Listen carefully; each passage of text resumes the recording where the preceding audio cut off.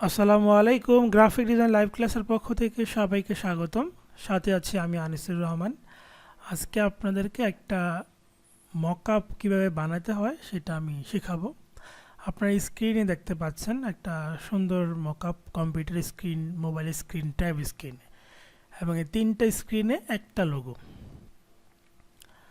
তো এই মকআপটা কীভাবে বানাতে হয়, অনেক সময় আপনারা এরকম টাইপের সুন্দর সুন্দর ইমেজ আপনারা দেখতে পাবেন। সো তখন সেটা যদি আপনি কালেক্ট করতে পারেন, হয় আপনি সেভ করেন, যেমন এখান থেকে সেভ ইমেজ দিলে এটা ডাব্লিউইপি মোডে সেভ হচ্ছে। সো এটা হবে না, এটা হচ্ছে ডাব্লিউইপি মোডে সেভ হচ্ছে, এবং এটা কিন্তু একটা কোনো জেপিজি, পিএনজি এরকম কোনো ফরম্যাট না। সো যার কারণে এখানে আমি একটা টেকনিক ফলো করব, সেটা হচ্ছে স্ন্যাপিং টুল দিয়ে। এখানে স্ন্যাপিং টুল কম্পিউটার লিখলে পাবেন। এভাবে টান দিয়ে আমি স্ক্রিনশট নিব। ওকে, স্ক্রিনশট নেওয়ার পর আমি ফটোশপে চলে যাব।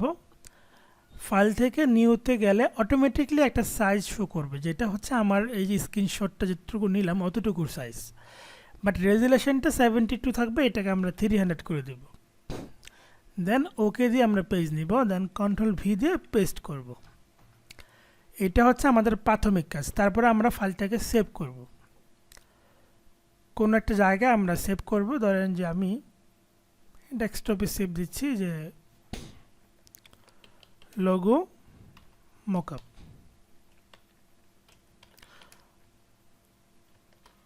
Computer screen.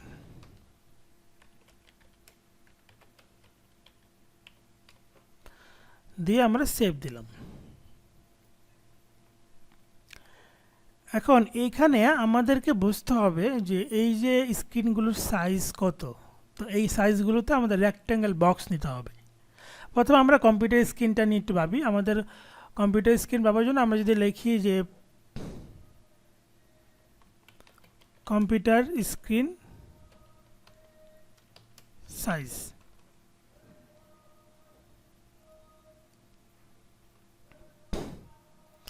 পিক্সেল, পিক্সেল, তাহলে আমরা পিক্সেল এটা সাইজ দেখতে পাবো।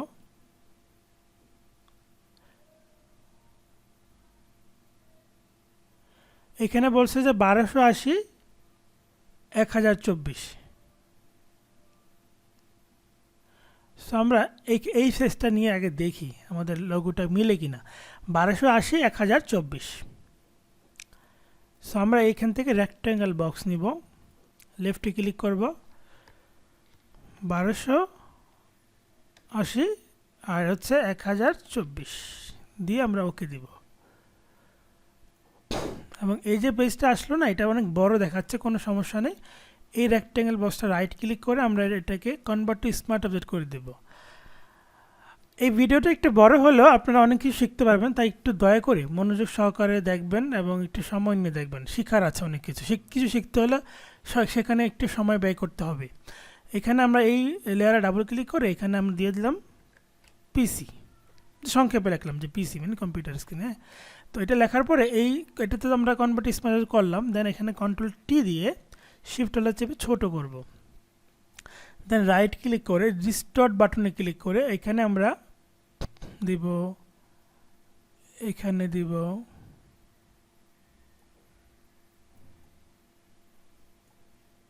এখানে দিব। এভাবে আমরা কর্নারগুলো মিলিয়ে নিব, দেন এন্টার প্রেস করব। তারপরে এই পিসির যে ফোল্ডারটা লেয়ারটা এখানে ডাবল ক্লিক করবে, এই কর্নারে ডাবল ক্লিক করলে আমাদের এটা নতুন একটা পেজ নিয়ে ওপেন করবে। তারপর এখানে চোখগুলো অফ করবেন। অফ করার পর এইখানে আমাদের যে লোগোটা, সেই লোগোটা রাখলে আমরা ওখানে দেখতে পাবো। সো আমরা একটা লোগো নিয়ে আসি। সো আমার একটা করা লোগো আমি ইলাস্ট্রেটর ওপেন করলাম। এই লোগোটা যে কোনো লোগো, অর্থাৎ মানে ব্যাকগ্রাউন্ডটা সাদা কালার ফুটবে এরকম টাইপের যে কোনো লোগো আপনি ইলাস্ট্রেটরে হোক অথবা লোগোর পিএনজি ফাইল হোক, সেটাকে সিলেক্ট করে এভাবে টেনে ফটোশপের ওই লেয়ারে নিয়ে আসবে, যেটাতে আমরা চোখগুলো অফ করলাম। শিফট হল চেপে একটু ছোটো করব, এন্টার প্রেস করে কন্ট্রোল এস দিয়ে সেভ দিব। তারপরে আমরা এই লেয়ারে আসি, দেখেন এখানে লোগোটা কিন্তু সুন্দর মতো বসে গেছে, কিন্তু প্রবলেম ইজ দ্যাট নিচের লোগোটা আমাদের প্রবলেম করতেছে, তাই তো? তো সেটাকে আমরা আপাতত আমাদের এই চোখটা অফ করে এইখানের এই সমস্যাটা সমাধান করতে হবে। সেই জন্য আমরা এখান থেকে পেন টুল নিব এবং এখান থেকে শেপ দিবেন, দিয়ে এবার একটা রেক্টেঙ্গেল শেপ নিয়ে দেন এই লেয়ারে ডাবল ক্লিক করে এখানে কালারটা দিয়ে দেন। ওকে, সিলেকশন টুল দেখেন মিলে গেছে। যদি না মিলতো আমরা এখানে অন্যরকম কাজ করতাম, বাট সেগুলো নিচের ক্ষেত্রে আমরা অ্যাপ্লাই করব। এখন এই যে শেপ 1 লেয়ার আর এই যে মূল লেয়ার 1 তো আমাদের মূল ব্যাকগ্রাউন্ডটা, সো এটার সাথে আমাদের মার্চ করে দিতে হবে। আমরা শেপ 1টাকে নিচের দিকে নিয়ে আসি, নিয়ে শেপ 1 সিলেক্ট করব, দেন শিফট চেপে লেয়ার 1 সিলেক্ট করব, রাইট ক্লিক মার্জ লেয়ার, তাহলে এখানে আলাদা কোনো লেয়ার থাকলো না, কন্ট্রোল জেড। দেন আমরা এখানে পিসির যেটা আমাদের লোগোটা এটা অন করি, দেখেন এখন কিন্তু আমাদের লোগোটা দেখতে পাচ্ছি।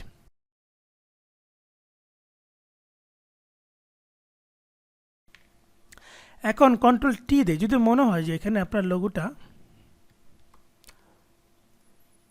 অর্থাৎ এই পিসি লেয়ারটাকে কন্ট্রোল টি দিলাম, যদি মনে হয় লোগোটা একটু কেমন জানি চ্যাপ্টা হয়ে আছে, তাহলে একটু স্লাইটলি আপনারা লম্বা করতে পারেন, এখন লম্বা করতে পারেন যদি চোখের দৃষ্টিতে মনে হয়। এন্টার প্রেস করেন, পারফেক্ট। এবং এই লেয়ারের উপর রাইট ক্লিক করে আমরা ব্লেন্ডিং অপশন থেকে কিছু ইফেক্ট অ্যাপ্লাই করব। কী ধরনের ইফেক্ট? ধরেন যে এখান থেকে আমরা ড্রপ শেডো দিলাম, ড্রপ শেডো বেশি দেওয়া যাবে না, ডাবল ক্লিক করবো, আমরা ড্রপ শেডের পরিমাণটা কমাই দেব, সাইজটাও কমাই দেব, একদমই হালকা, স্পিডটা একটু বাড়াতে পারি,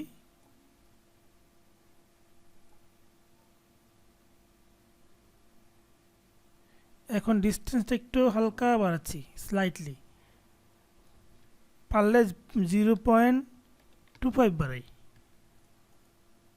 না যাবে না, হয় 1 দিতে হবে না হলে 0 দিতে হবে। আচ্ছা, আমরা 1 দিলাম, এখান থেকে এটা কমাই দিই, স্পিডটা, অপাসিটি লেভেলটা বাড়াই দিই,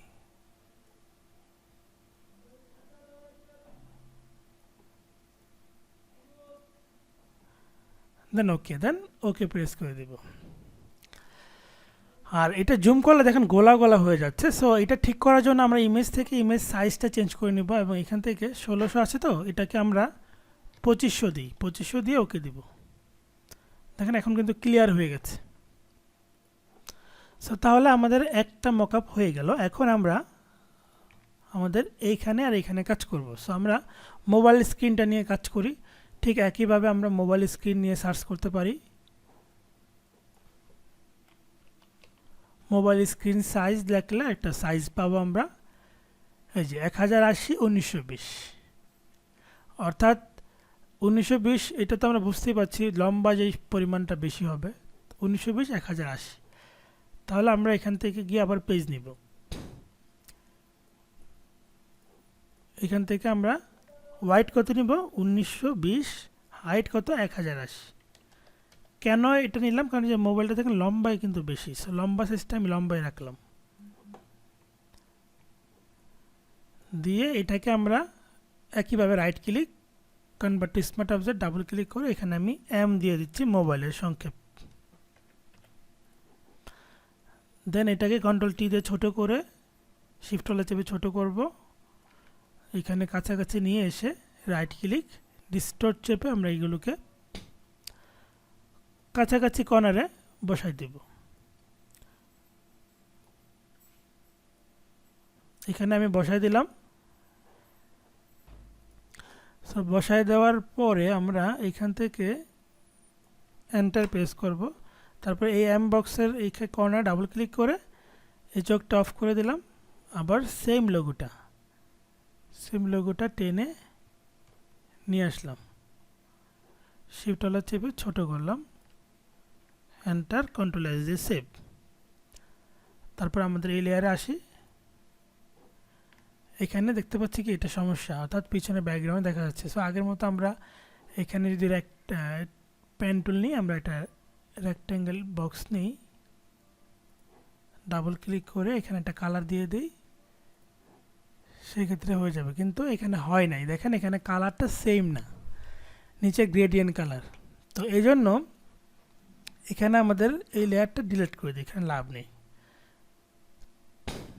তো এখানে আমরা যেটা করতে পারি সেটা হচ্ছে এদিক থেকে স্পট হেলিং ব্রাশ টুল নিব, দেন এই লেয়ার শেপ 1 লেয়ার সিলেক্ট করে অল্টার চেপে আমি এইখানে ক্লিক করব, একটু বাইরে সাদা জায়গায়, দেন কন্টিনিউ।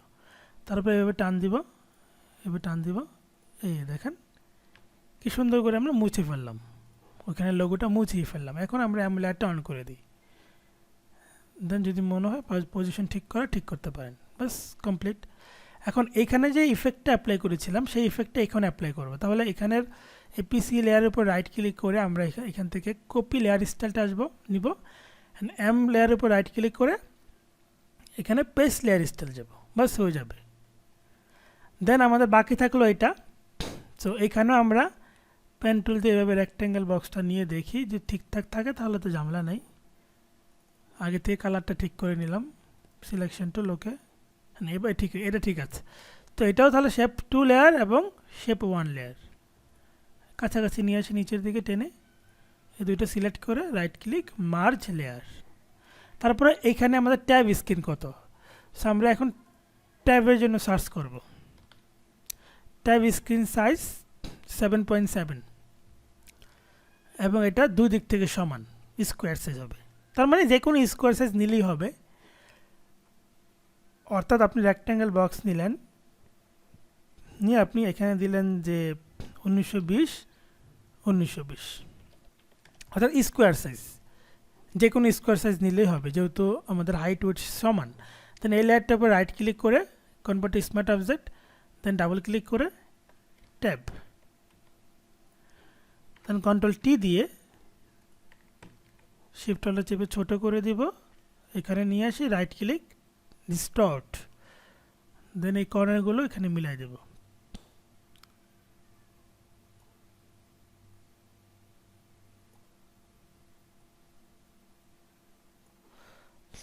এন্টার প্রেস করব, দেন ডাবল ক্লিক করে চোখগুলো অফ এবং আগের মতো লোগোটাকে টেনে নিয়ে আসব। এন্টার, কন্ট্রোল এস দিয়ে সেভ।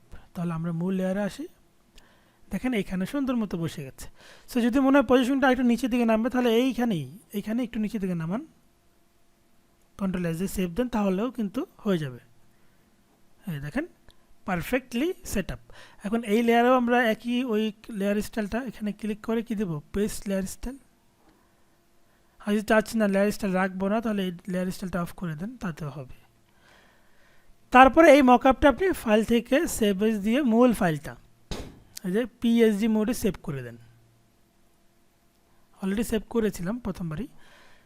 তারপরে এখান থেকে আপনি জেপিজি আকারে বের করেন, এখান থেকে সেভ এজ এবং জেপিজি সেভ এবং ম্যাক্সিমাম কোয়ালিটি দিয়ে সেভ দিবেন, তাহলে দেখবেন যে মকআপটি হয়ে গেছে। এবং এই মকআপে আপনি যে কোনো লোগো জাস্ট এই বক্সগুলোতে ক্লিক করে ডাবল ক্লিক করে লোগোটা পরিবর্তন করে দিবেন, আপনার এখানে সেই লোগোটা সেভ হয়ে যাবে। তাহলে এভাবে আপনারা সব ধরনের মকআপ কিন্তু বানাতে পারেন। আর একটা ছোট্ট অ্যানাউন্সমেন্ট আছে, আমাদের স্পেশাল লোগো ডিজাইনের 24তম ব্যাচ শুরু হতে যাচ্ছে 14 তারিখ থেকে, অর্থাৎ মার্চ মাসের 14 তারিখ থেকে ভর্তি চলতেছে, 12 তারিখ পর্যন্ত ভর্তি চলবে। সো যারা আগ্রহী আছেন মাত্র 500 টাকা দিয়ে ফুল লোগো ডিজাইন এবং উইথ ফ্রিল্যান্সিং শিখতে চান, তাদের জন্য এই কোর্স। এবং আমাদের কোনো কোর্স ফি নেওয়া হয় না, যার কারণে 500 টাকা, সো এটা শুনে অবাক হওয়ার কিছু নেই, আবার অনেকে অবিশ্বাস করতে পারেন। তো আমাদের স্টুডেন্টদের রিভিউ দেখবেন gdliveclass.com/feedback, এই লিঙ্কে গেলে আমাদের স্টুডেন্টদের ফিডব্যাক দেখতে পারবেন। আর কোর্সে এনরোল করতে গেলে onlinelivecourse.com আসবেন, আসার পরে এই যে দেখেন নিচের দিকে একটা ভিডিও আছে কীভাবে এখানে কোর্স এনরোল করতে হয়। এই হচ্ছে দেখেন স্পেশাল লোগো ডিজাইন, বিস্তারিত বাটনে ক্লিক করলে আপনি A to Z দেখতে পাবেন। এই যে A to Z দেওয়া আছে, কী কী শেখানো হবে, কবে কবে ক্লাস, কবে শুরু হবে, কখন ক্লাস, সব দেওয়া আছে। এবং এইখানে এই ভিডিও দেওয়া আছে ভর্তির প্রসেস। অর্থাৎ এখানে অ্যাকাউন্ট খুলতে হবে, দেন অ্যাড টু কার্ট গিয়ে টাকা পে করে দিয়ে আপনি ওয়েট করবেন, দেন আপনাকে একটা SMS-এ কনফার্মেশন আইডি দেওয়া হবে। তারপরে বুঝতে অসুবিধা হলে আমাদের হেল্পলাইন নাম্বারে কল করবেন। সো ধন্যবাদ সবাইকে। আসসালামু আলাইকুম, আল্লাহ হাফিজ।